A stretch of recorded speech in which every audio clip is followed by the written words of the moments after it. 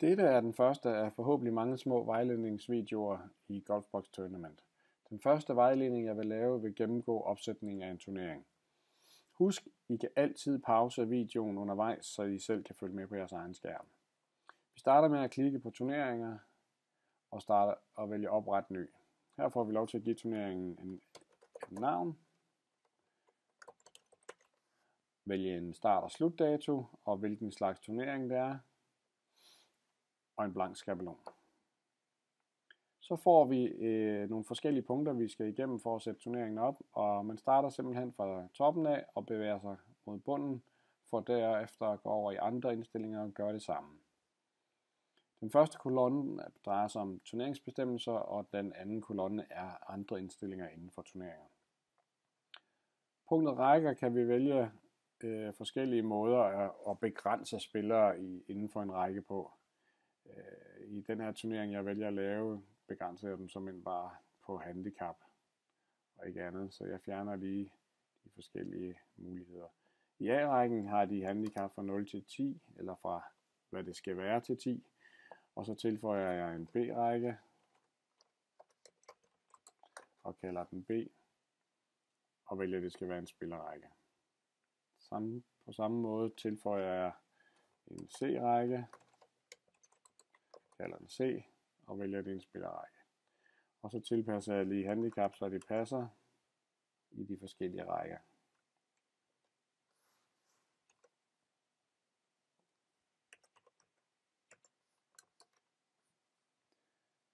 Man kan selvfølgelig vælge at opdele dem på alder og sætte andre begrænsninger. Altid husk på, at jo flere begrænsninger I sætter på en turnering, jo sværere er det at få deltagerne til at passe ind i turneringen. Under punktet baner finder vi mulighed for at opsætte enten vores egen bane, skulle vi til udlandet eller noget, eller vi kan søge på en bane i forskellige lande. Belgien, Danmark, Estland, Finland, Litauen, Norge eller Sverige, og der kommer muligvis flere. Og når vi har søgt på et land, vælger vi klub, og inden for den klub kan vi vælge de forskellige baner. Og I kan som sagt tilføje alle de baner, der ligger i vores banekartotek. Derefter vælger vi en dato, hvor de forskellige runder skal spilles.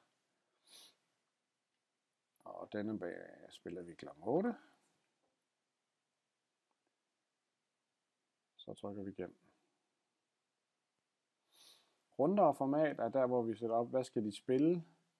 Skal de spille slagspil, eller skal de spille Stableford eller modificeret Stableford? Og hvilke 10 steder skal de spille fra? Herrerne spiller fra gul, og damerne spiller fra rød. Vi har også en avanceret mode herinde under, hvor vi kan vælge lidt flere ting.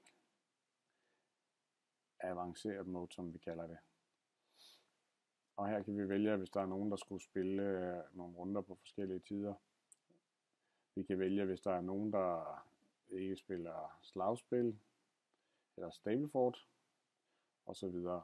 Altså, vi kan gå ind og variere på det, som er standard.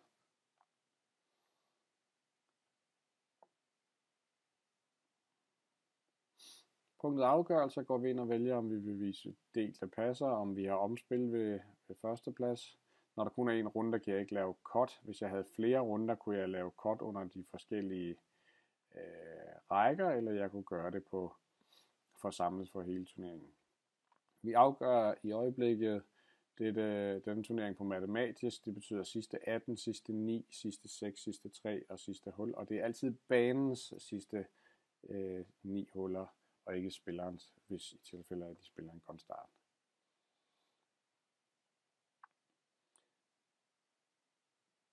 Det var hele turneringsbestemmelsesdelen, og så går jeg over under andre indstillinger, hvor jeg kan vælge tilmeldinger.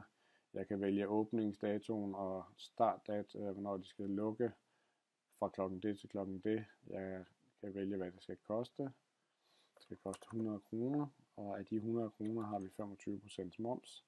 Jeg kan vælge en green fee, og der kan jeg også sætte moms på. Jeg kan vælge, om de må vælge, om de gerne vil ud tidligt eller sent, når de tilmelder sig, om de kan spørge om at få en caddy eller en golfvogn, eller om de kan få lov til at skrive i et tekstfelt, og vi kan stille nogle spørgsmål. Der er ubegrænset antal spørgsmål, og husk det er ja og nej spørgsmål.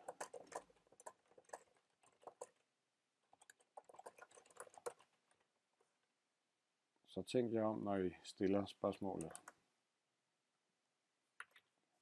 Og I kan vælge, om de skal svare, eller de må svare. Og til sidst kan vi vælge, om turneringen tillader online tilmelding. Og hvis den gør, har de så online betaling som en mulighed eller som et krav. Og hvem skal og hvem skal betale osv. Vi kan offentliggøre turneringen, hvor vi vælger nogle standardlister, der skal vises. Som standard er det hele slået til. Tilmeldingslisten, startlisten, ventelisten, resultatlisten, og I kan slå det ene fra eller til. I kan skrive, hvornår at I forventer, at turneringen er tilgængelig, og I kan skrive en offentlig beskrivelse på turneringen også. I kan uploade logoer.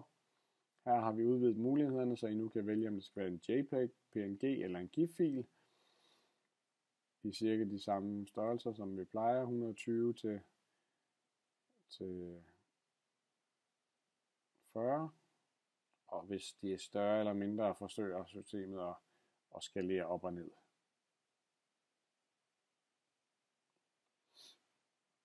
Vi kan tilføje sponsorer, og de kan også have logoer, og vi kan tilføje information om spillestedet, hvad er adressen, hvad er kørselsvejledning, og hvor kunne de eventuelt få et hotel, hvis I havde nogle gode aftaler osv. Det er ikke information, der er nødvendig, det er noget, man kan tilføje. Man kan tilføje kontaktpersoner i tilfælde af, at man gerne vil have, at de skal vide, hvem der er turneringsleder, hvem der er dommer, hvem der er turneringskoordinator, eller hvem der er turneringsansvarlig, og man kan vælge at lægge det offentligt eller ikke offentligt. Alt det er information, som spilleren så vil have tilgængelig, når de tilmelder sig turneringen. Og til sidst kan man tilknytte turneringen til en Order of Merit. Det kræver selvfølgelig, at Order of Merit er oprettet på forhånd, og efterfølgende vælger man så, hvilken række, der skal tælle med i hvilken Order of Merit. Og her kan en række være med i lige så mange Order of Merit, som det passer, bare at spilleformen passer. Så en Stableford turnering kan ikke være med i en brutoliste, da man jo kan samle op i Stableford og ikke få en brutto. Og til sidst trykker man hjem. Og når alle felterne står åbne, jamen så har vi været igennem hele opsætningen, og turneringen er nu klar til at modtage tilmeldinger, som vil blive den næste video.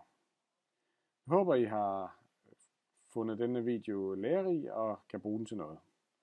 Tak for tålmodigheden.